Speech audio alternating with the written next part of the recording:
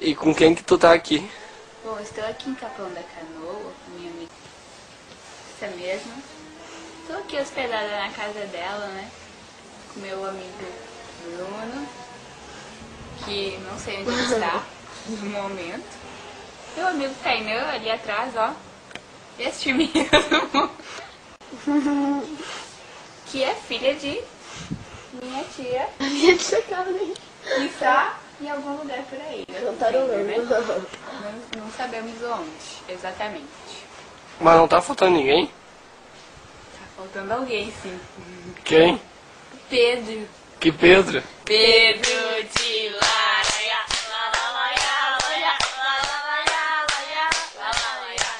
Esse mesmo. Ah, que legal. Mas quem é o Pedro de Lari? E o que que tu fez ontem? Ontem. Bom, ontem fui no Planeta Atlântida 2008, né? Até estou aqui com um chapéuzinho da Pet, né? Ganhei no camarote. Eu fui no camarote, né? Mas nem sei onde eu arrumei. Tem os contatos, né? É, temos contatos camaroteiros. E dançou muito? Ah, não sei, né? Assim, normal.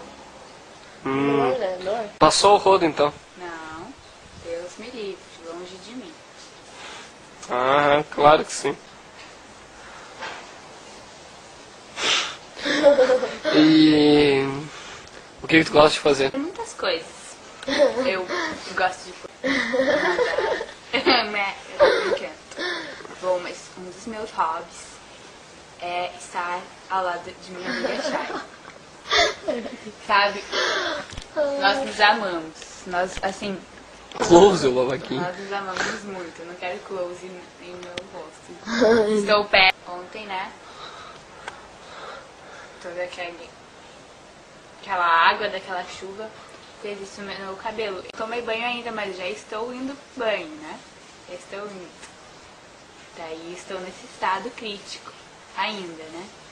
Pode filmar mais pra cima, porque assim eu acho que não tá aparecendo na minha cara. Ah, sim. Tá bom. Só não tá pensando no chapéu. Ah, não. O chapéu tem que aparecer, né? Eu tava cortando tua testa. Não. É, tu costuma fazer isso nas fotos.